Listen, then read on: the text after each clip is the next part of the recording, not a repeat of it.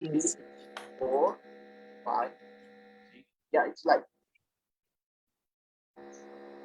Geeta. Very good evening. On behalf of Hyderabad Management Association, as well as on behalf of our collaborators, Divershefy and Symbiosis Institute of Management, Hyderabad, it is a pleasure to welcome to everyone for today's meeting on a very relevant topic, the challenges and impact of work from home.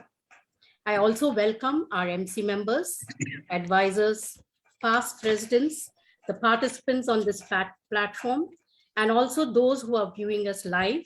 Our convener for this meeting, Mr. Rajendra Krishna Prasad Peddi. Our panelists, I welcome each one of you from different parts of the world too. First is Mr. Shailenja Goswami, who is very much nearer to our house, to our home. Ms. Kerry Macpherson and Ms. Revati Kasturi. Our moderator for the session, Ms. Sylvia Smetana, Dr. Ravi Kumar Jain, our Secretary, HMA, and also Director, SIBM, along with his colleague, Dr. Tanmoy Day, who's looking after the student and the face of SIBM. Our MC member, Mr. Shankara Venkata Krishna Prasad. And last but not the least, I welcome our President, Ms. Kavita Rajesh, who I request to take this meeting forward.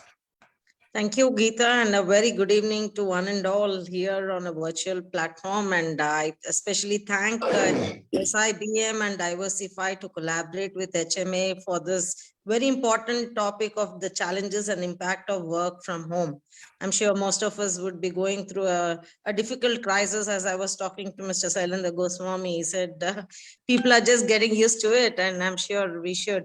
So to talk about Hyderabad Management Association, it's a premier association of management professionals in the state of Andhra Pradesh and Telangana and Andhra Pradesh since 1964. It has strived relentlessly to project contemporary management practices leading to good governance in the industry, education, and business. It is a unique platform for practicing managers, entrepreneurs, academicians, students to stay abreast of contemporary management practices. And the theme for the year 2021-22 is management resilience, impact, innovation, and globalization. So this is the prestigious organization, I can say with pride, getting associated. And for the first time, it is all women office. And I see many women panelists today, and it's great to have the leaders in their respective fields, and good to hear from them. So the Hyderabad Management Association, we are going ahead with our annual awards instituted for recognizing the excellence in managerial, entrepreneur, academician, and management. CSR, Women Awards, college student chapters are much awaited event in the calendar of the managerial fraternity. HMA always regards its annual awards as a flagship program. So we are open with the nominations, and we have 11 categories, and I would request all the participants to please nominate themselves. If we have various streams of awards, so I request you to go through the award brochure, which is online also. And we conduct various programs like student development, management development programs, and also we do MDPs, management development programs, and faculty development programs, and lecture meetings, conclaves, and we also have, we conduct quizzes across, and we also partner with other organizations who are doing this. Like today, we are collaborating with SIBM and Divershefy. So HMA is the oldest body where it connects the people across the industry, like the bureaucrats and institutions also. It's a finest platform for networking. And I would request all of you to just please nominate and promote these awards, and which is going to happen in the month of March. And I personally thank each and every panel member to be here, and Sylvia for as a moderator, she has accepted, and we are looking forward to hear from her because as a woman, I've seen women face it a challenge because it's not easy. Work-life balance get difficult. So it is an opt subject, and we are looking to hear from the panel members. And I would request our convener Rajendra Prasad Garu, to please go ahead introducing the moderator and the speakers for the day. Thank you so much. Yeah, thank you, ma'am.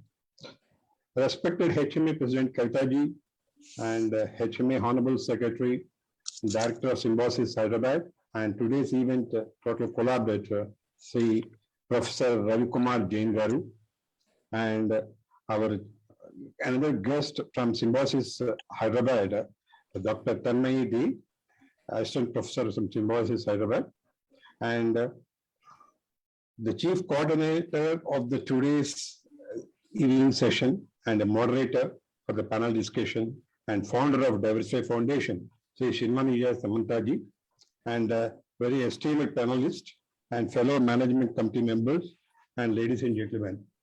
Good evening and a warm welcome to one and all for today's evening session. As a co-coordinator, convener of the HMA Women Development Committee, under the guidance of our HMA President, Women President, I say, Kavitaji, it's my privilege and honor to introduce a brief about our collaborators, Symbiosis Hyderabad, Symbiosis Institute of Business Management Hyderabad, and Divershefy Foundation. Later, I'll introduce you about our chief moderator and request her to take over the session. The first, Symbiosis Institute of Business Management. Yeah. Symbiosis Institute of Business Management Hyderabad campus, established in 2014, is a premier and fastest growing youngest B school in the country. It is ranked among top 50 in Pan-India B schools ranking. SMB Hyderabad is fully residential campus known for its world-class infrastructure, spread over the 40 acres of the outskirts of the historic city of Hyderabad. The campus offers a unique blend of serene learning environment powered by innovative and rich learning resources center on one hand and a vibrant and healthy campus life on the other, fueled by its mission to natural, socially conscious business leader for tomorrow. SIBM Hyderabad is marching forward with a rapid strides in internationalization, deeper corporate engagement in impactful research, creating an edible mark of a global platform. We're very, very thankful to you, sir, SIBM Hyderabad. Now coming to Divershefy Foundation. Yeah, Divershefy Foundation is a global online network for senior women leaders, investors, board members, and corporate leaders with members from Australia, Singapore, India, 5 countries in Europe, and in the US. It is headquarters in the US with offices in Europe and India. Established in 2018, Divershefy mission is to bring women into boardrooms and C-suites, enable organizations to drive gender diversity from the top and unlock their growth and business potential. It's my privilege to introduce our moderator and organizer of the total session, Silvani Samantaji. The Silvani Samantaji is a founder of Divershefy, a board level of executive with more than 25 years of global experience in North America, Europe, and Asia. Post her MBA from University of Vienna, Austria, she has been in the strategic role focused on finance, audit, and organization development. Her expertise in working with founders, board members, and C-level executives in planning and framing policies has set numerous organizations on the growth path. She is thought leader and a public speaker and diversity and a host DEI panels with Fortune 500 leaders. Thank you. It's my privilege and honor, Madam, to take over the session by introducing the panelists of the today's session. And the mic is yours. And thank you. Welcome again, Madam. Thank you. Acha, a small request, ma'am, to all the participants, please mute your speaker and subsequently any questions of yours is there, please put in the chat box. At the final session of the program, our moderator will take over the questions one by one. If you are so particular about the panelist name, specify the panelist name also in the chat box so that we'll address to them and the question will be on side. Thank you. This is Rajendra. Thank you very much, Mr. Rajendra. Thank you for the kind introduction. Also, warm welcome to our speakers and all the audience. Thank you, Kavita, for the introduction. Hello, Dr. Ravi Kumar Jain. I just want to say the Symbiosis Institute premises are wonderful. I've been there a couple of times and I've thoroughly enjoyed it. So anybody should come visit. Beautiful campus. So let me just briefly introduce the three speakers. And again, Divershefy, actually, just to make the point of Divershefy, is about bringing women into boardrooms and C-suites. So it's really focused on gender diversity. So let me just briefly introduce our speakers, starting with Carrie McPherson, who is joining us today from the US. She got up very early to be part of this. So Carrie McPherson serves as an independent director at the Community Bank System Trust and Financial Services, Audit and Compliance and Risk Committees. She's also a longstanding director at the New York City Harvest, as well as a co-chair, governance, and member of executive.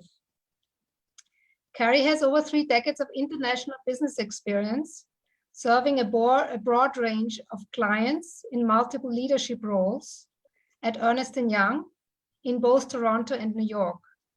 Carrie's areas of expertise include accounting, auditing, M&A, human capital, leadership development, risk, and governance. So welcome, Carrie. Second speaker is Revati Kasturi, who has also been a founding member of Divershefy Club and is an advisory board member of Divershefy Club as well. She is an entrepreneur with more than 20 years of industry experience and is the founder and CEO of Laksh Job Skill Academy. She has earlier been the CEO of Wipro Financial Services, the co-founder and president of Tarangang Technologies, and the MD of Novo Business in India, Singapore, Malaysia, and Southeast Asia. So thank you very much for joining us today, Revati. Shailendra Goswami has been a founding member of Divershefy Club as well, and we thank him for his support. He is the chairman and managing director of the Pushkar Raj Group, which he set up in 1992. He served the corporate sector for 15 years prior to that. His company offers and manages end-to-end solutions to their customers in the areas of cost reduction and global sourcing of components of diesel engine and automotive manufacturers. Pushkar Raj Group also caters to oil, gas, and other industrial sectors. Shailendra also arranges for technology tie-ups and joint ventures for foreign firms in India. Shailendra has a rich 45 years of experience in the industry and corporate world, contributing in building business strategies, creating values, and future preparedness for industries, academia, and society at large. So thank you to our three speakers for joining today. Let me just, before getting into the questions, I just want to give a quick introduction to the topic itself. We are kind of in a new world now, right? Everybody's started to work from home, and not everybody, many people have started to work from home. And we have learned a lot, but not everybody is actually able to work from home. And I wanted to acknowledge that in the beginning, that there are a lot of people who do not have the possibility to work from home, like healthcare workers and doctors and policemen and women and grocery store employees and public transport operators and manufacturing industry, just to name a few. So in light of this, I also acknowledge that working from home is not all roses and fun. In the beginning, it seemed like, okay, great advantages. I don't have to commute to work. You know, there's more flexibility in the timing. And also, you know, employers had an advantage of being able to hire people from around the globe because working from home was making that possible. It also allowed for people to move to less expensive areas that are not as close to the office because they didn't have to go to the office every day. So today, what we want to do is we actually want to explore the challenges of and the impact of work from home. So my first question that I wanted to place is, what do you see the impact of work from home to be? What challenges have you and what solutions have you been able to find? And that's a big question with a lot of components, obviously, but because we have a lot of other questions we want to answer, let's get a first round of kind of very comprehensive question. And I invite Mr. Shailendra Goswami to please answer that question in regards to the economy and productivity, manufacturing industry, is kind of more of his background. So let's have a look from that angle first. Thank you. Shailendra, please. Thank you, Sylvia. Thank you, HMA, Divershefy Club, and Symbiosis, Ravi. I know him personally. We have shared platforms nationally, internationally, several occasions. This is a good topic. As I was discussing, touches the heart, and it very much concerns we as individuals, professionals, and the industry as such. I come from the industry. Naturally, I've spent roughly around 44, 45 years in the industry. And last 2 years have been absolutely disastrous as far as work styles or as far as looking at the operations of the industry as such. So I have something to talk about as far as the economy is concerned, so a broader perspective of India globally, how the economy is fluctuating. And then why I talk about global, because today we are totally dependent on a global platform as a whole, because gone are the days where we used to look only inwards and then try to cater to the demands which were domestic. But today the world has become flat. Boundaries have disappeared. Products and services have been going around from country to country, and a complete ecosystem has been developed globally. So we need to look at what is happening in the neighboring countries, in the European countries, in the US, and so on and so forth. So I would be touching a global perspective, coming down to the Indian perspective, and certainly industry close to my heart. I would certainly narrate the challenges we have had faced in last 2 years of this particular pandemic. This March, I think 24th or 26th, we should be clocking exactly 2 years. And these 2 years, virtually, I'm sitting at the place where I'm sitting right now, and which I'm certainly not used to. I have been traveling so much in a year, almost 110, 120 days, and sitting at home and then talking to a laptop and talking to people in that laptop digitally is something at my age, really I have picked it up very well, although I really do not like, because I am a people's man. But then let us take this topic forward. And Sylvia, if you could allow me a little time, I will just take it and see to it that the points are registered. As far as the economy is concerned, there are three things which people will have to understand. One is the rising caseload, which is related to COVID. The second is the disrupted recovery, which is related to the liquidity part of it. And the inflation. Inflation relates to the total transactional details related to the economy straight away, buying, selling, supply, demand, and whatnot. It's all economic terms, but then certainly inflation plays the biggest role as far as the industrial scenario is concerned. The global economy, if we really look at it in 2022, is getting into a position with a weaker stand, which is was not expected maybe 2 years ago or maybe even last year. Everyone thought that we had our first lockdown, we had our second wave, we have now the third wave, and so many variants. There are all kinds of things which are being worked out. But then the issues of lives and livelihood came about. So which one should be given the priority? Whether the lives or whether the livelihoods. And this is where the conundrum was there. And then the people started trying to find solutions in that. Rising prices, supply disruptions have resulted in higher and more broad-based inflation than anticipated. I will take two examples. One is India. In India, we have been ranging between 2 to 6% because we lowered our inflation from 2-digit a couple of years back itself. Earlier, we used to have 11 to 12%. But today, now we are fluctuating between 2 to 6%. It depends on the supply demand cycle. But certainly the biggest market in the world, that is US, is suffering an inflation at the rate of 7%, which is much higher than India. And it really makes things much difficult. The global growth is expected to moderate between 5.9 from 5.9% in 2021 to 4.4% 2022, which means we are just virtually lowering it down by 1.2%. And this is happening because of all kinds of variables which I have just spoken about. The forecast which we are talking about, even 4.4%, is conditional. This has an assumption that the adverse health conditions are going to deteriorate or it will be declining. And certainly there is hope which has been created that the vaccines will be executed, rather they will be given, and the rates of vaccination programs will certainly improve.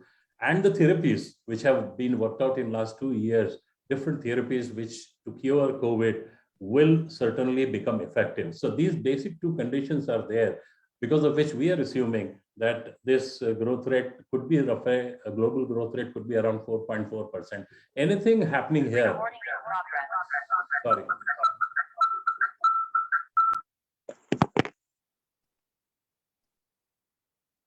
Anything different in these two parameters is substantially going to affect the growth rates that we have given it out.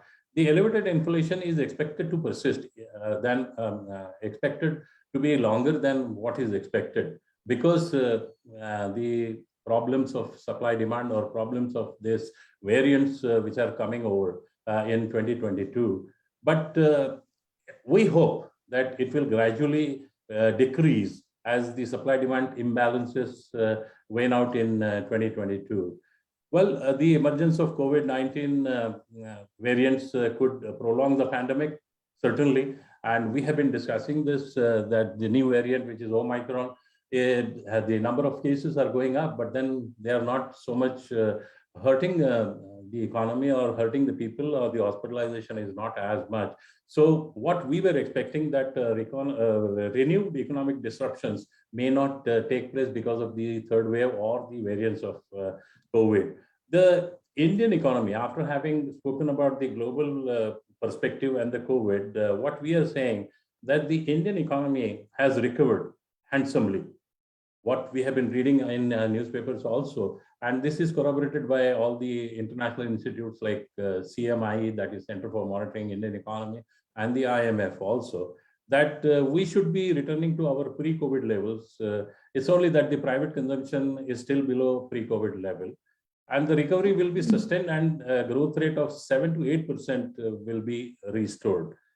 We were aiming at around 9.1, but then I think we should be coming down to 7.7 or 8%.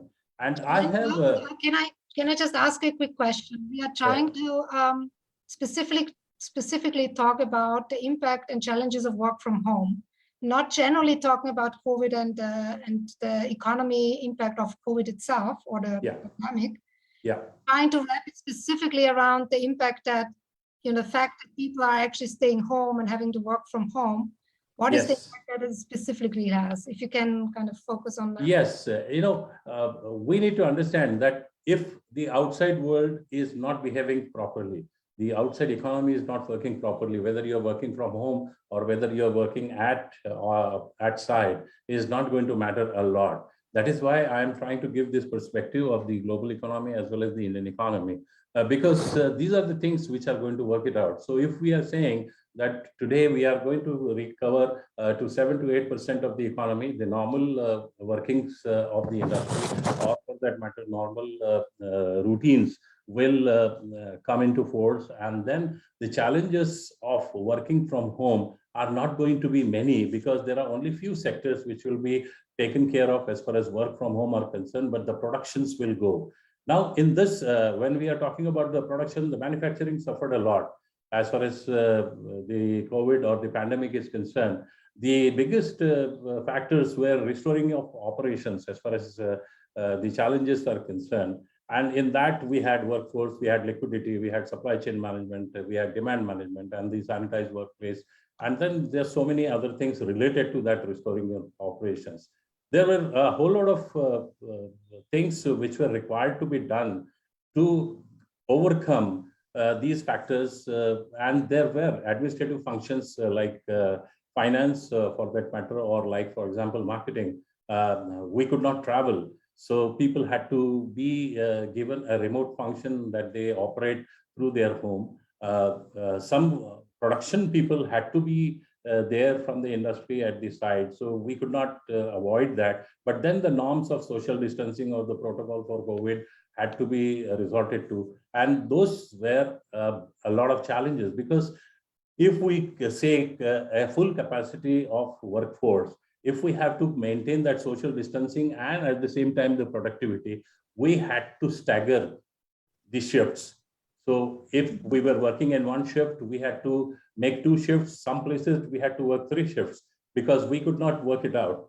A full shift with full workforce, because then that would not obey the norms of social distancing and the protocol for COVID or other details. It could aggravate the situation and the industry could stop, because the government was very, very critical about the number of cases going up in manufacturing, that if we register a certain number of cases, they had to shut down the entire factory. So the losses, it was beating both ways to the industry. So we had to take care of our work methods. We had to take care of our work schedules. And these were the biggest challenges of managing the workforce and managing the productivity as far as the industry is concerned. So I think for the moment— Supply chain, how about the supply chain? Did you have any interruptions on that front? Supply chain, we had the problems because the movement of goods was the biggest problem. As I said, that supply chain management, the logistics was the biggest hurdle. Because if we take in a production cycle, if it has 10 links in a chain, one of the links not operating, the entire chain stops. So when we are talking about a complete product, it has tier 1 suppliers, it has tier 3 suppliers, tier 2, tier 3 suppliers. If any of those suppliers in the locations, because location specific restrictions were there, and if one of those suppliers cannot supply the material, the entire productivity goes for a toss. Yeah, I think specifically in the auto industry, we all felt it, that new cars couldn't be finished because the chips were missing. Yes, the chip was the last in the thread, but then the logistics, I think somebody's talking. Yeah. So the logistics was the biggest problem because the trucks were not moving. Normally, if I could deliver the material in 4 days' time, it was taking 15 days. If I have to export material or import certain materials, the time taken was absolutely, it was not a finite time scale that I could have set in. It was totally indefinite. And we operated in last 2 years on that. So naturally, it affected on the cash flow also. So the finance side also took a lot of beating, and therefore a couple of small MSMEs took that beating, and they had to go bankrupt because they could not survive. So working in an industry during this COVID times with all those factors which we discussed was a big challenge. And I think we will go along as we go along. We will narrate a few more challenges and difficulties that we faced in the industry. Yeah, Shailendra, just a quick question came from the audience. I think it's fitting that we can just answer is. He would like to know, or she would like to know, does work from home have serious impact on the efficiency, meaning on the productivity of the person working from home? What is your experience of that? Yes, I have worked for the last 2 years from home. My productivity did not suffer because I devised ways and means of achieving my targets or achieving my list of do's and don'ts. And it depends totally on the individual. Of course, we are discussing a couple of other factors of infrastructure for working from home and the security aspects, or the other life work balances, or the household problems that one has on the space, on the structure, on the infrastructure and whatnot. So those problems were there. Fortunately, I didn't have that, but that doesn't mean that many people don't have it. So working from home was a big challenge as far as marketing is concerned. My order board, if I'm supposed to achieve 100, we did not achieve more than 60. working from home because there were no interactions with the customers. There were no interactions within the teams, although we take the reviews, but then we had a lot of limitations, especially for the technical or the engineering kind of products that we are trying to sell. So work from home was certainly a challenge for last 2 years in the engineering industry. But for the production, we had to go through much worse. Then at least some people managed from work from home 60 to 70% productivity, but on-site working was not as good as it should have been. Thank you very much, So- Director. Really appreciate it. So Oh, let's- yeah, I think it's interesting because there certainly are some businesses, professional services among them, where I think everybody was surprised that productivity really didn't fall. And so the downside of not being able to be in the same room collaborating was in some instances offset by the fact that there were in fact productivity gains because people weren't commuting and that sort of thing. So I think that varies quite a bit across industry as well. Great. No, Carrie, I was actually just about to hand over to you to talk about the impact and challenges in regards to people management and business culture. So please go ahead. So listen, I think the biggest challenge as it relates to working from home, if you think about it across a broad range of industries, is the lost opportunity for impromptu collaboration. So certainly in professional services, the objective is always to come up with the best possible solution for a client. And we all know that 2 heads are better than 1, and generally 3 are better than 2. And so when you have people in an environment where you can walk down the hall and bounce ideas off one another, that's very helpful in terms of that iterative process. And so having people work remotely made that more challenging. It's not the same as being in a room with a whiteboard. I think the other big challenge as it relates to working from home is for a new person to meld into a group. And so whether that's a new team member joining an established team, or in my case, a new board member joining a board of directors, a lot of the way that you fit in is you watch how other people interact, you take cues, and you model your behavior around that. And listen, many of us are in situations where we're supposed to provide constructive challenge to make sure that the right questions are getting asked and that the right consideration is being given to things. Those challenging questions can come across much more aggressively, I think, in a small Zoom box than if you're looking at somebody across a table. So I think that's been a second challenge. But I think there were also upsides because virtually no one was traveling. It was far easier for people to get time on others' calendars.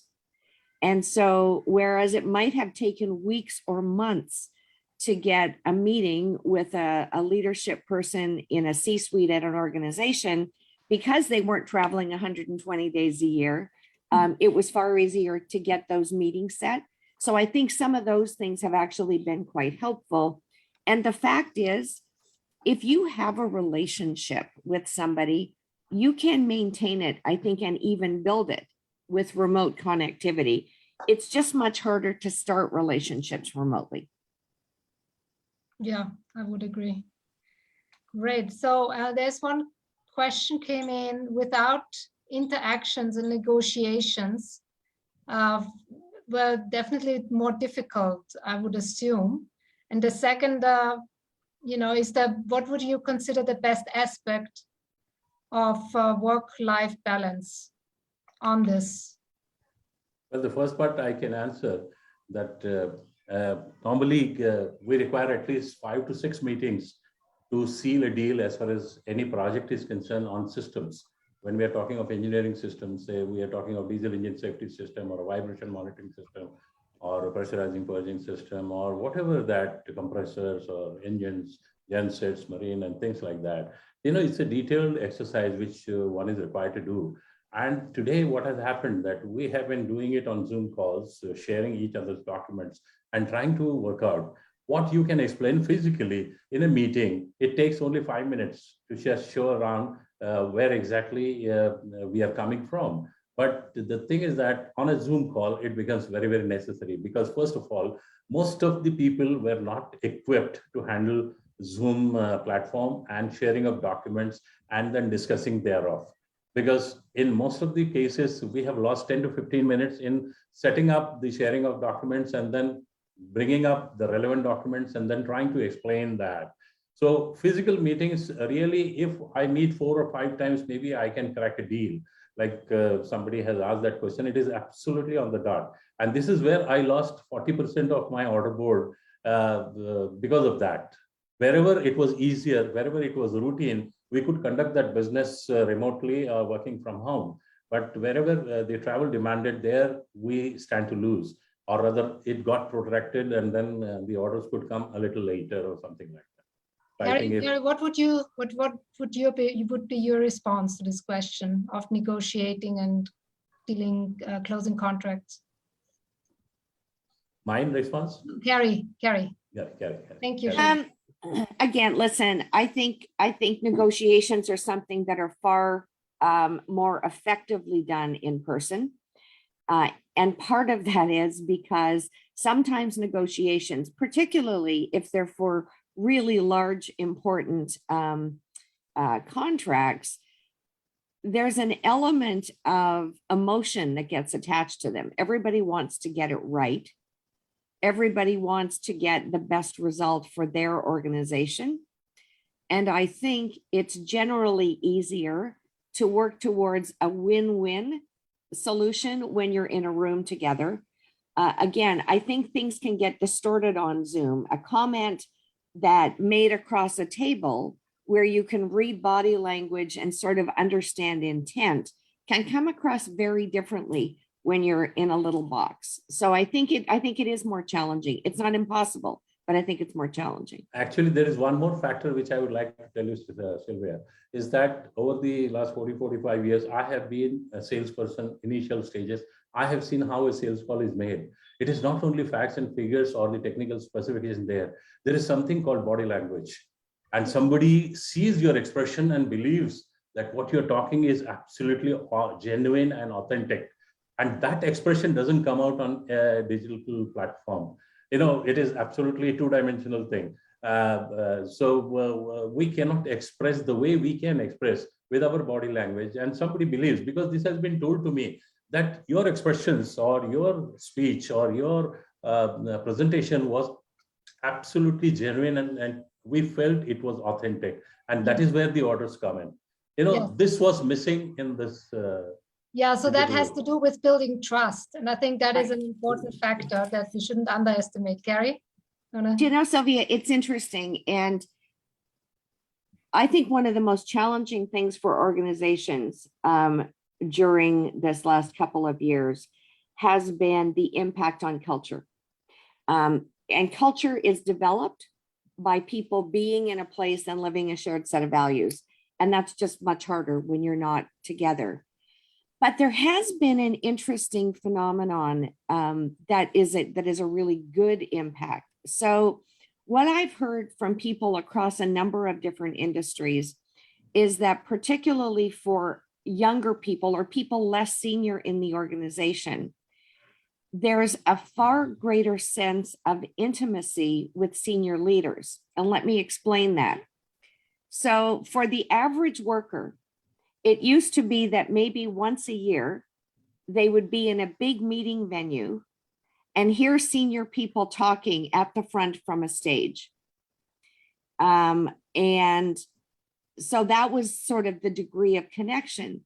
Now, all of a sudden, most organizations, the C-suite people have been doing all kinds of Zoom calls with large teams, with small teams to try and maintain connectivity. So if I'm a young person or a not senior person in an organization, suddenly back to Shailendra's comments, I'm seeing the expression in the eyes of the person who's talking. I can get a sense of how passionate they feel about something. And whereas I might have been uncomfortable raising my hand in a room full of hundreds of people, maybe I'm not intimidated to put something in chat. So I think that there are some instances where leaders have taken great advantage of the technology and the remoteness to actually gain intimacy with groups of people that they just would never have had the opportunity to build before. So that's been a surprise good thing. Yeah, very interesting aspect. That's a good point. So Revati, I want to invite you to join the discussion here and specifically also give us some insights on family, work-life balance, mental health, and also at your special area of education. If you can talk a little bit about that also, how education has been impacted by this kind of shift onto the virtual world. Thank you, Sylvia. I just add to Kerry's point. I had a very similar experience. And what we find is that in Zoom meetings, folks who are shy, diffident, like the anonymity and use the opportunity to speak up, to express themselves, which they may not have done in a proper physical meeting. So this was when we did a survey of our students, several thousand of them, we found many of them actually felt more confident to speak up in these sessions than in a physical class where they would have been with the teacher. So it is in different environments, whether it's in a corporate world or it's in class. I see that there are some of these, what do you say, surprises, pleasant surprises. Yes, yes. So I'm going to start by talking about how this whole work from home shift impacted, especially the education industry, and I'll share my experience. And then I'll come to the challenges that you mentioned, which are common across industries: mental health, family, work-life balance. So I run a vocational education company. We are in 500 locations. We have 500 teachers in 500 schools. And we touch the lives of 50,000 students. So here we are not debating whether work from home is better, conducting classes remotely is better, or conducting in school. There was no chance, right? I can see Tanmoy smiling and seeing what a turmoil the whole education industry went through. Suddenly, you had to look at the lives of your students and say, okay, how do we sort of restore to them what they've signed up for? We can't just abandon them. Various people were saying this is closed, that is closed. Even now, it irks me a lot that the first segment which any of these governments are announcing is closed is the schools and the colleges. And then they say, no, the children have to be vaccinated, this, that, but whatever. It's been very, very difficult time for students, whether in schools, colleges, etc. But let me tell you, I think that the whole education industry, I'm speaking about a sector which is so marginalized, government schools, children in government schools. Nobody would have thought that somewhere one could restore the classes for them. So it was a real big challenge. So 1 week into the lockdown, we realized that nothing is going to change. We've got to take this whole thing into our own hands. We have to do something about it. And because the founders of this company that I am a founder of, we're all tech people, it was like a huge opportunity to make it happen. So let me tell you that it was the busiest 2 years for us. And we felt extremely happy with what we were able to achieve. We realized that the teachers, the trainers, they had to feel confident about this new technology. And luckily, as you all must admit, technology has matured and become fabulous. the technology that we are using for free, whether it's Zoom or Google Meet or so many of them, they all have capabilities which large enterprises could not afford a few years back. But now you have free technology available with superb functionality that makes the whole organizing of the meeting so engaging and so much better. But the key people is you have to convince are the ones who actually have to teach. So the challenges you're saying, the teachers had lots of challenges. First they said, "Arey, internet nahi hai, there is no data plan, the students will not come. In this particular place, we don't have, children don't have phones, they're too poor, parents have taken the phones and gone away, they don't have laptops." I mean, then there were even complaints that, we can't have boys and girls in the same class in the session, because then the girls will not turn on their videos. We'll have to have separate sessions for the boys, separate for the girls. I think every meeting we had just had lots of more objections thrown at us as to why it was not possible and why we should do nothing. But we said, hey, we are being paid to conduct education for the children, and we better get down to doing that.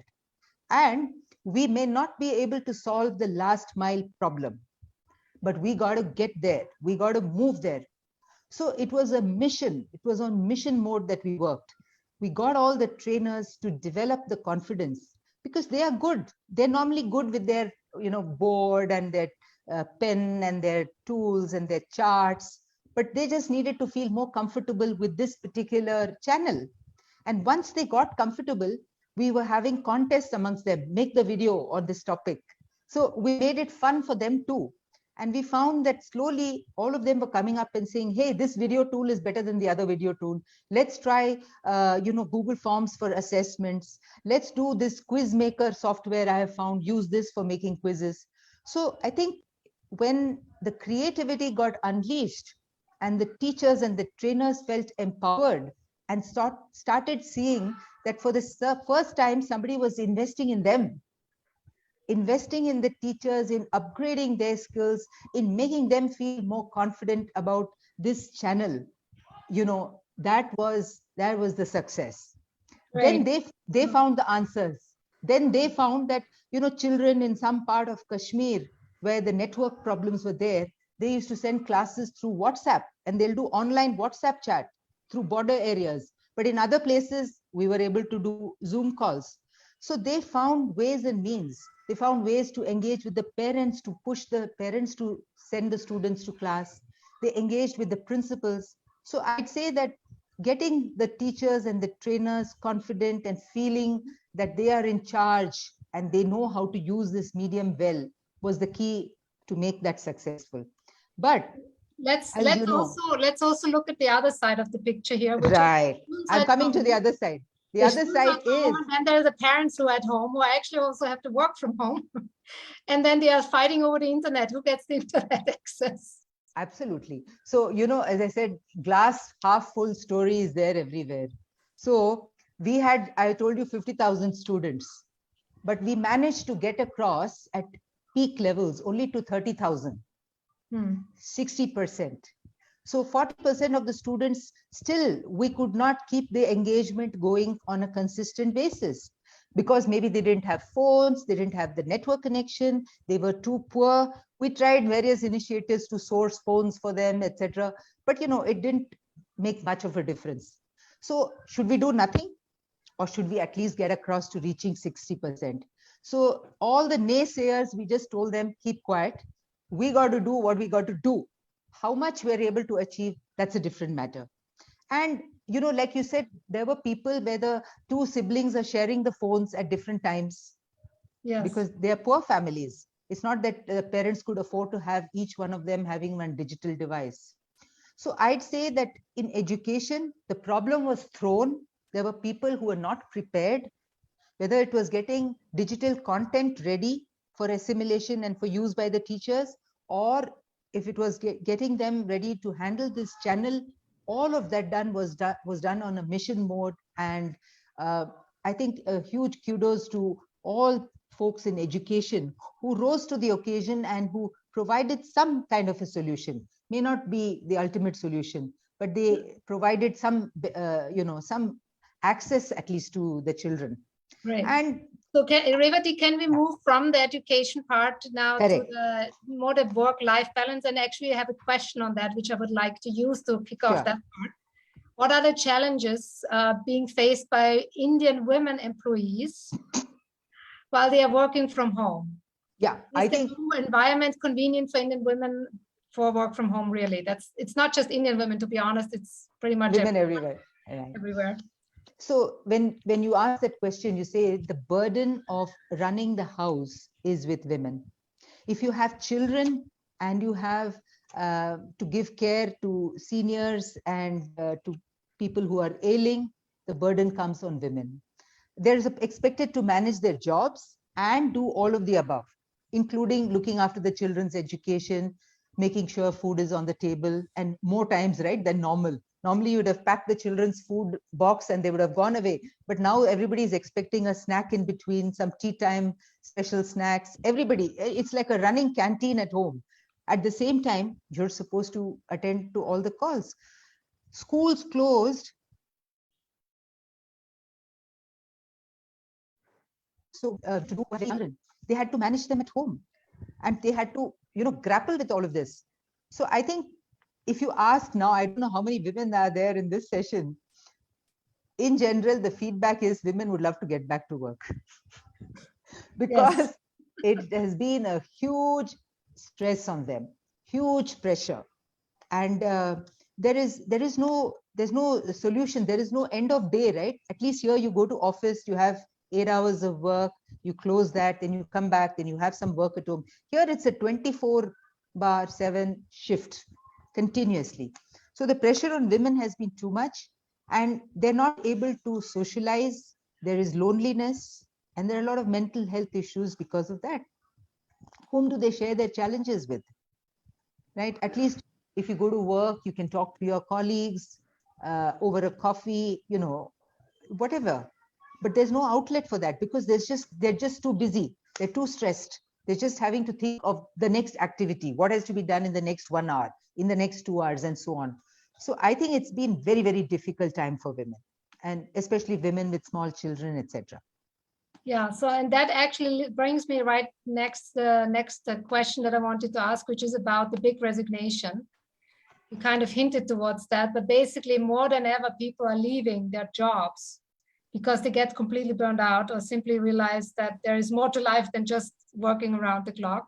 And I think especially for women, as you said, the double or triple load on their shoulders is just sometimes too much. And Yeah. women are stepping back, and not only women in the US, it's men and women also. And realizing there's something else that they want to pursue, or they just are fed up with the job, or they find it too hard.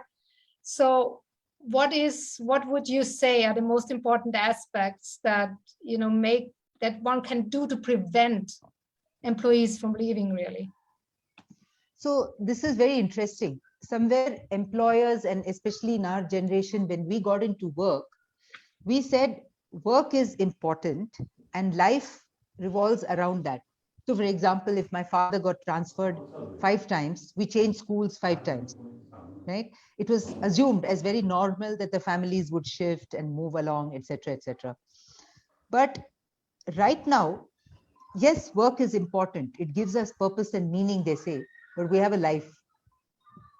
And so people are saying that it's an essential part. We want to put that first. We want to have that flexibility. People have tasted this flexibility, and now that flexibility is what they want to have mandatorily in their lives, right? So companies are asking, how can we give more flexibility to people so that we can hold on to them? How do we make schedules so that we are providing that flexibility? Employees are asking, companies are also faced with challenges on productivity. Now, as Shailendra was saying and Kerry was saying, you cannot label everybody into one pool.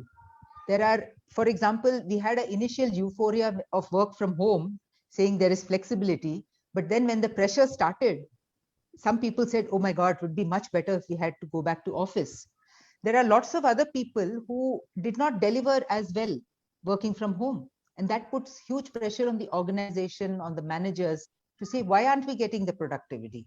We don't want to be constantly monitoring employees. Why aren't they delivering on their own?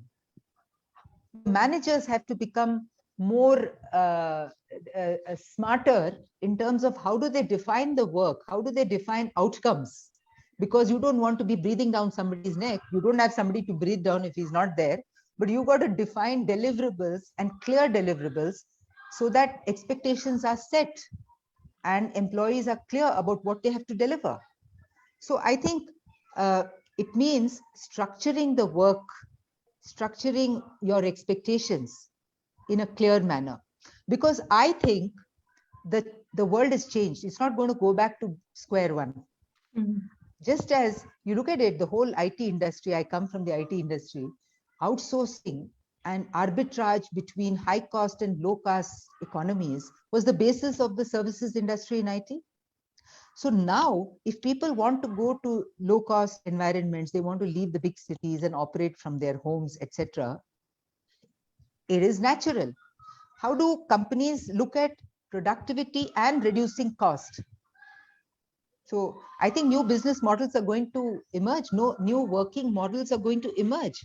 And since it is there, every company has to adopt technology to make this whole process smooth and effective. Like whether Zoom is for this meeting, but you have lots of technology today available to make sure that there are teams can work together, teams can communicate together, teams can share their work products, intermediate products, workflow management. I think all of these are going to be very critical to improve the productivity and to design work processes so that you can offer flexibility to employees. Great. Thank you, Revati. I would like to come back to Carrie, and there was actually a question that was going in the direction that I wanted to ask you anyway. Carrie, what are the challenges HR professionals face within work from home and the infrastructure and the kind of motivational points? How do you motivate people, and what can HR professionals really do to help that process? Thanks, Sylvia. So I think this also ties in to the big resignation question. Yes. We need to remember that studies have shown consistently over decades that people leave managers, not jobs. And so one of the things that we need to do is we need to reskill managers to be effective managers with virtual teams. And so, I know lots of situations where people have set up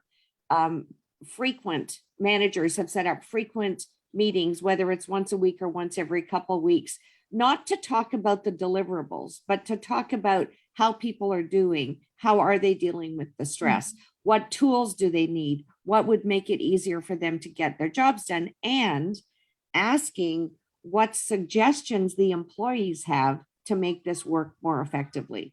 So there's, for some period of time, there was a thought that those soft skills, the people dealing skills, were less valuable and less important.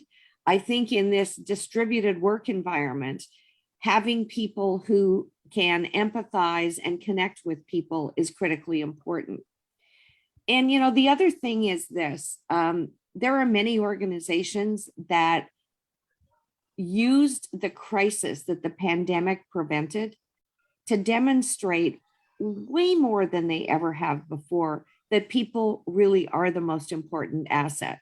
We all know of organizations, from 8 to 5 or during the middle of the night, but that they deliver. And I think the organizations that manage that dialogue well will be just fine in this environment. Yeah, great. Some very good points. Thank you.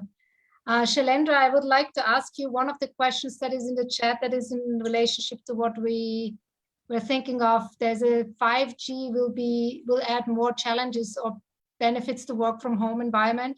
That's a question in relationship to the infrastructure. that we need in order to really have effective work from home. And I think that's less of an issue in America. I could be wrong. Maybe the Karen tells me I'm wrong. I don't know.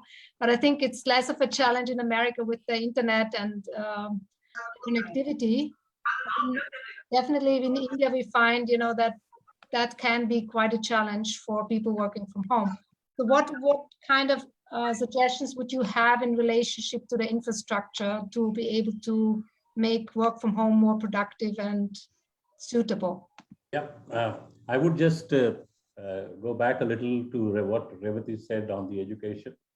And the maximum overload on internet was from the educational sector, because the students were attending classes. There are more number of students who were attending classes. In a home, maybe 2+2, if you take a family, 4 people were sharing the same internet. The bandwidth was the biggest problem. The speed was the problem. So naturally, we have never seen internet being loaded or overloaded so much. Now, this is related to the work part of it. The business which Netflix has done, or for that matter, the entertainment channels have done it, that added to that further overload also. Because we never watched Netflix as much as we watched in last 2 years. Because there were WhatsApp messages that you watch this movie, you watch that movie, etc., etc. So there were times where people were trying to entertain themselves because they could not go out. So they were using that time to entertain themselves also. Nothing wrong in that. Because like Kerry also said, or Revati also said, that physical stress or mental well-being was one of the biggest thing, whether it is women or men. I mean, I'm going to take slightly the side of men also, because there are many women who will take that side of their women. But then men also underwent too much of pressure through this pandemic cycle. So there was a tremendous overload on the internet. Now, 5G, or for that matter, the connectivity part of it is the fiber optic cables. The fiber optic increased that speed from normal 50 Mbps to 500 Mbps. Meaning I have been personally the beneficiary of that particular thing, and that could really give me a flawless internet transaction, or for that matter, communication with wherever I was doing digital communication. So 5G certainly, if available in the places, it is not a challenge, because 5G itself has that speed advantage, that bandwidth advantage. But where it was not available, certainly going on 2G, or for that matter, going on 3, 4G was a little problematic. Now, there is another aspect to this. The IT tools, somebody mentioned also earlier, that providing necessary IT tools to the recipient, or for that matter, somebody who's operating from home, was a necessary. So the infrastructure, what we are discussing, is to have that awareness of all the IT tools, whether it is laptop, internet speed, bandwidth, virtual platforms, licenses. People did not have licenses. Meaning, if you have to install certain apps, you need licenses. You need to pay for that. And these facilities have got to be provided by the employers or the institute who's running that particular thing. And then there is an aspect of cloud. Most of the companies have been storing their data on cloud. So access to cloud also becomes a part of that infrastructure, which is important, especially when I'm doing a review. My entire data, if it is on cloud, somebody needs to pull out that data from the cloud and then participate in that review. Otherwise, he will be operating in isolation, and then that review cannot be complete. So access to cloud, which means security aspects. Whether we should do it or not. The biggest challenge which we had on the infrastructure at home when we are talking about internet is the internet security. All our passwords, all our OTPs and things like that, they were open. And not everyone in the house is equipped to handle their passwords, or for that matter, protections or securities that effectively. So the data pilferage, or it was a treat for the hackers, whoever those people are, meaning data leakage was the biggest thing which happened in last 2 years. And then suddenly you started getting a whole lot of SMSs, whole lot of messages on your communication devices because of that data leakage, because you were virtually giving out all those informations on online buying, online food delivery, online whatever that you were doing, communication or transactions or whatever it is. So this was one of those problems. We had it on infrastructure, and one must take care of that. Now, in this infrastructure also, there is another aspect which most of the employees have built in, is the online communication with what Carrie also said, with the employees, not only to review our projects, this thing, but to inquire of their health, and then looking at their well-being, or for that matter, online counseling, because there were an element of stress because of which there were depressions, especially for women. So online counseling, or for that matter, conducting online yoga classes or something like that to de-stress, was a part of the infrastructure which had to be developed by some organization which have done it, because employees received the priority, because they were the ones who were really running the shows remotely, working from home. The biggest infrastructural problem as far as human to human transaction or interaction was the trust part of it. By nature, we do not trust too much. So if my performance is down, I say this guy must be sleeping in bedroom and then doing his quotations or things like that. So, that goes intrinsically in our culture, and that is where that trust element had to be built in, for which a lot of training had to go, a lot of orientation had to go. And therefore, infrastructure certainly was a very good point you have taken up as a part of a challenge on working from home. So thank you, Shailendra. I'm aware of the time. We are already more than an hour into this, but I would like to just come to this last part of the question set, which is like the future of work and the new working models. And we had actually a couple of questions on that specific topic. So I'm just going to read the questions, and would request that Shailendra, you go first, but keep it very short. Okay, fine. Just do like a couple of minutes each. Yeah. What is the global picture of work from home with new business models? Have any new business model emerged, and have the from this work from home? And how does it impact the organization? So really is like, how do we see that employers and employees can work differently and with new models? Yes. Different industries. One thing is sure, that if you go through the various surveys and things like that, there are a couple of things which I would like to say on future models of working or workplaces. One of them which came out very, very prominently is the hybrid model. Wherever people are required to work on site, they will be required to work on site with the protocols which have got to be followed. But wherever people can work from home, they will be provided with necessary infrastructure. They will be provided with necessary training. They will be provided with necessary access to data, and they will be provided with necessary security measures and the training thereof. So it will be a combination of work from home as well as work on site. So hybrid model, what we have been discussing, and it goes from industry to industry. For example, an IT industry can certainly go for maybe 80 to 90% work from home concept, but a manufacturing industry may take maybe around 60-40 or 70-30 or some kind of a route like that. The second aspect of future model is going to be the hiring part of it. Work from home has increased the diversity as far as hiring is concerned, in the sense that I can hire anybody from anywhere in the world when we are discussing work from home. So my canvas has increased a lot. My talent pool has increased. My database has increased. Therefore, that could become a very advantageous thing for future models to really look at.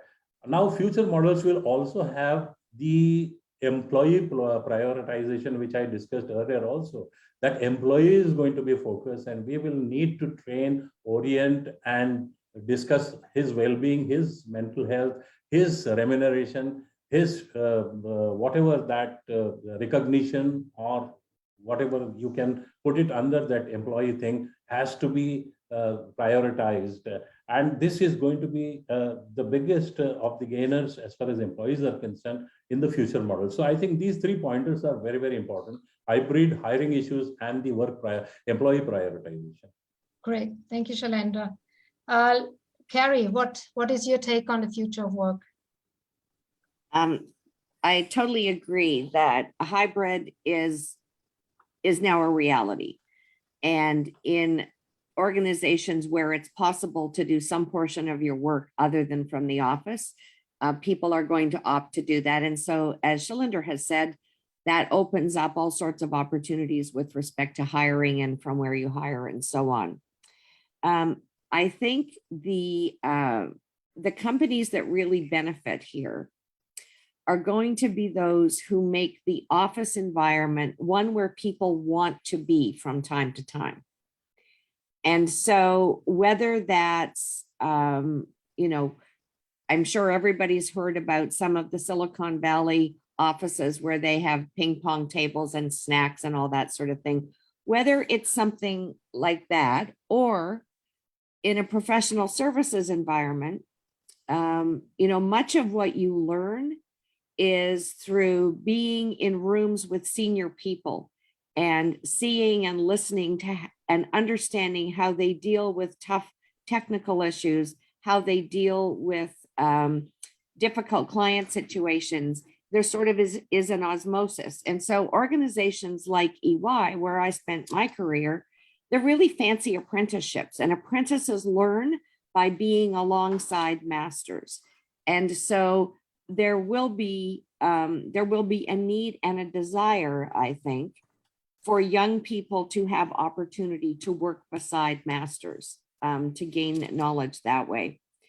And then finally, I think for industries where one needs to be on site to perform one's job, whether it's manufacturing or something else, I think the companies that make it clear that employee health and safety is a priority will have an advantage over those who don't do that.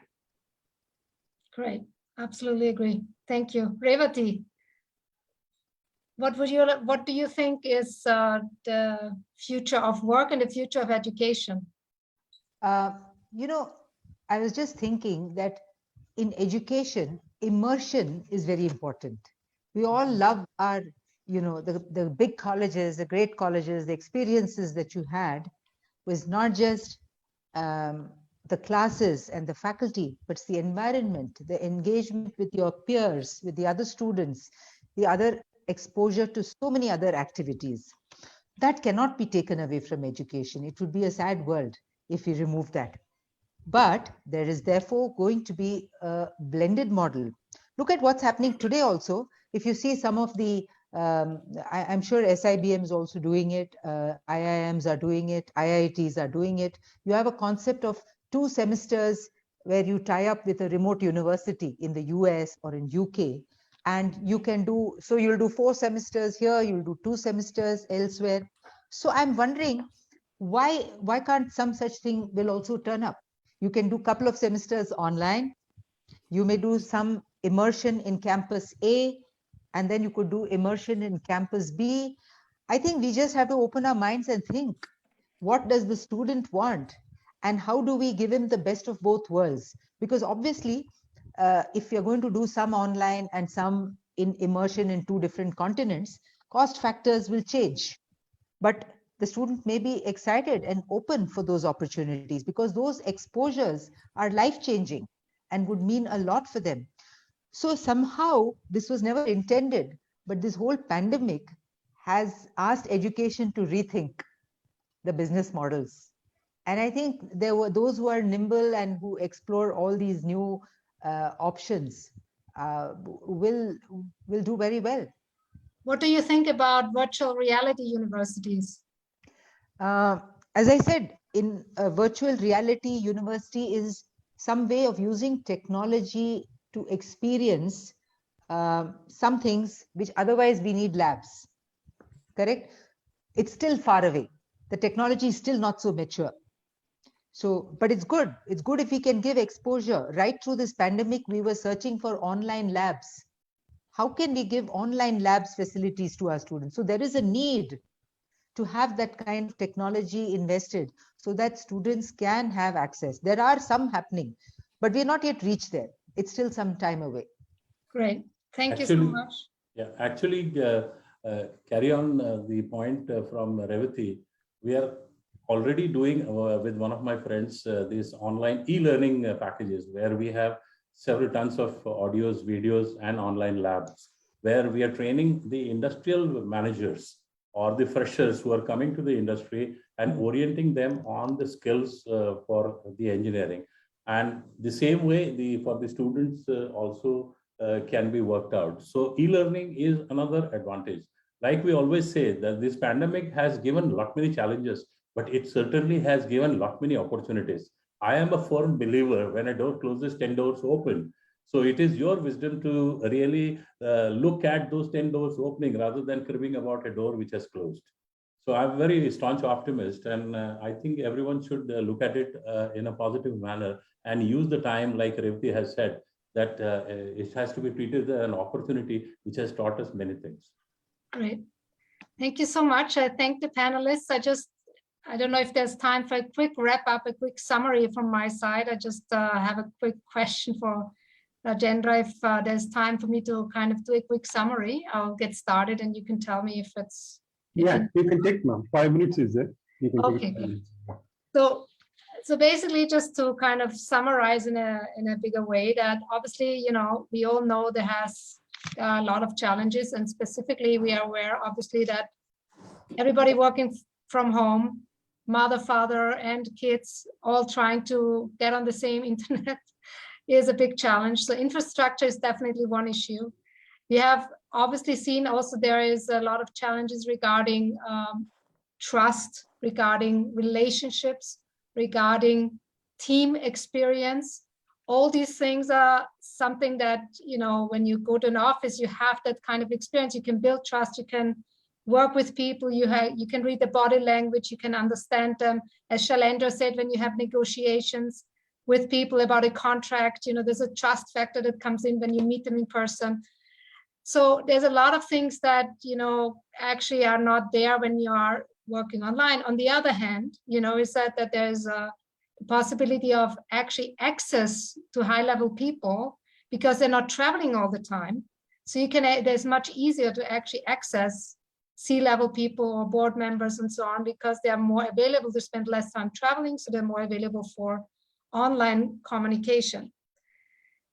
So that is one part of it. The other thing is obviously that, we have to think about how can we help people working from home to make it easier for everyone, and how can HR managers support that. We have been talking about reskilling managers to help them to assess with their employees, how can we help you have calls with them, not just practical task-oriented calls, but calls about how they are doing, what kind of support do they need, how can we change the structure to make it easier for you. Also, we have to be aware that, the companies need to provide for the IT tools, not just the laptops and the internet, but also licenses and so on. So access to cloud, security issues have to be thought about, access from far, from different remote villages. How can you give access to the workplace in the city? So a lot of challenges are there. At the same time, we have seen advantages coming in, and it seems like we all have to think about this will probably not go away completely. There will be hybrid models going forward in the future, and most employees want to partially work from home and partially work in the office. And to make it attractive, as Carrie said, there's ways how you can make it attractive for people to come back to the office with, making the workplace really a place of meeting people, of actually enjoying being with your colleagues.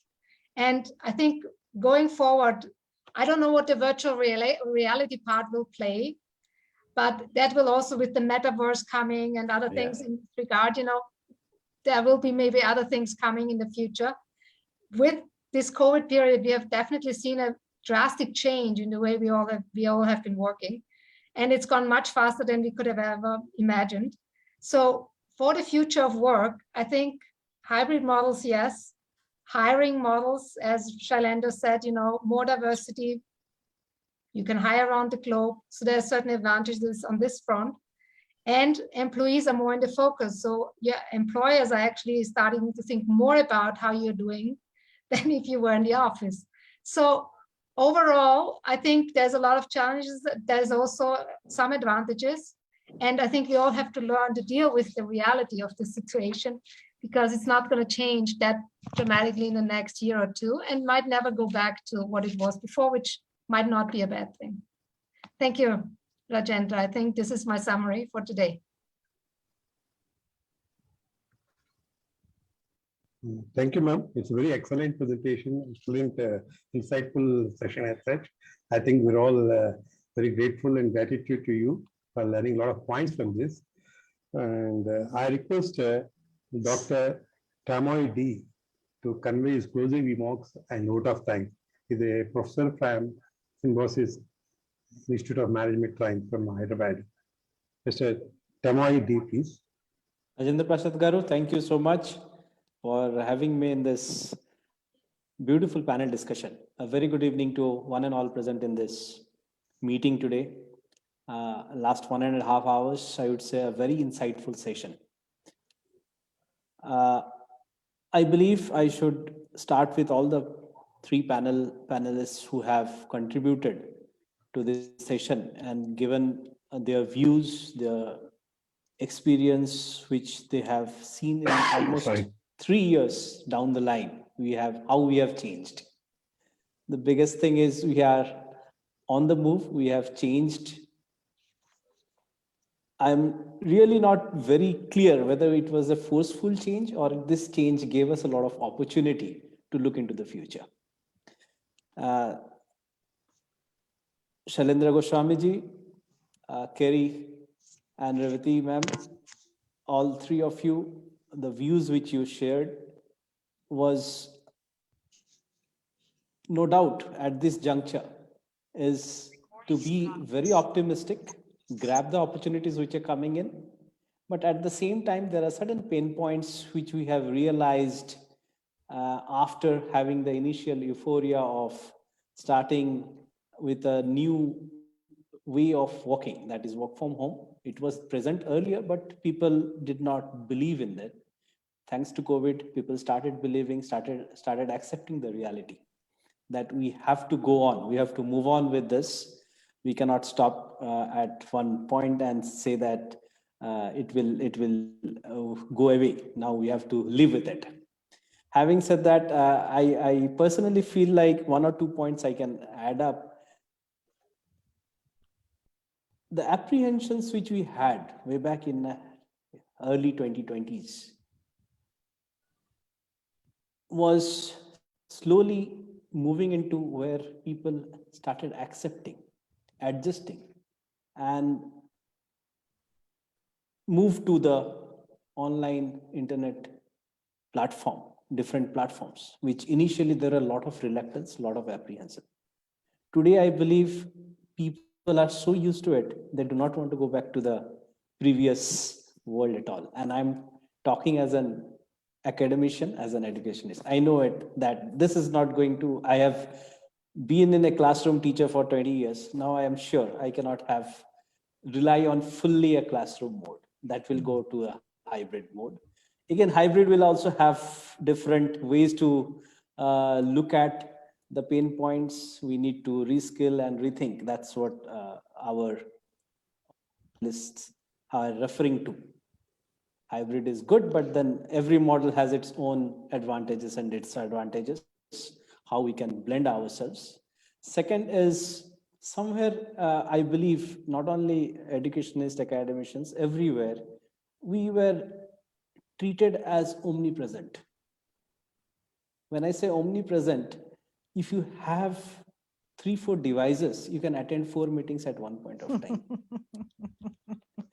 Right? You just have to log in, whether you listen, whether you participate, whether you involve. That was another thing which we realized, yes, we are omnipresent 24/7. No doubt, we are now in a seamless, connected world, boundaryless. That's why Sylvia and Kerry, thanks that morning and US and people from India are together. Before 2020, we would have brought you in a physical world and been close in terms of the interaction which we would have. With an opportunity, this was another thing which we need to understand. This 24/7 work culture somewhere was difficult for people to take along as far as physical and mental health is concerned. The increased screen time was also another challenge. Now, all this, whatever the discussions the panel members made, are actually a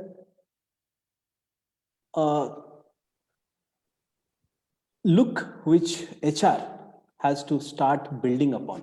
The thought process should be there. How do we ensure that we also look at the softer side of the of our so-called human assets, if we really treat them as assets? That's an important thing. So with this small remarks, I thank all the three panel members today, Mr. Salendra Goswami, Ms. Kerry McPherson, Revati Kasturi ma'am. Thank you so much for being with us. It was a wonderful time listening to you people interacting. I would like to thank all the participants, faculty members, executives, and the students of SIBMH who joined this session. It was around 200 plus members and participants who joined for this meeting today. I would like to thank HMA, the governing and executive body members of HMA. I would like to thank Vibrant President Kavita Rajeshji, Madam. Thank you, sir. Our Secretary and Director of SIBM Hyderabad, Dr. Ravi Kumar Jain, who had instructed me be there because we would like to be a part of this. Thank him for the opportunity. Rajendra Prasad ji, thanks for your constant communication with me. And if I have missed anyone in the process, please, my sincere thanks for making this evening a very beautiful and insightful one. Thank you all. Thank you, Tomji. It's very nice closing remarks by you. I think I request Kavita ji can add something if she's there. Hello? Rajendra Prasad ji, if you allow me. Yeah, yes, sir. Please, you're most welcome. Yeah. No, while the formal vote of thanks is done, just an informal comment. Sylvia, big thank you for making this happen. At one call, and you just said yes, we'll do it. And all the coordination that Rajendra Prasad Garu has done to make this happen. Let me tell you, this year we started new verticals like women excellence and international desk, social impact desk and all. Perhaps for some reasons, activities in the women vertical was not happening. So I said we need to really get powerful women on board. And look at this, there are very strong, accomplished and wise women on board and ably coordinated by a man. And such a great evening you guys have given with so many insights. And this has been, at various levels in administration, we have been struggling with this work from home, whether it is dealing with the students in the class or whether it is dealing with employees while getting things done and also ensuring that their life balance is also maintained or protected. I think you have brought out various dimensions and rightfully so, taking a 360-degree view.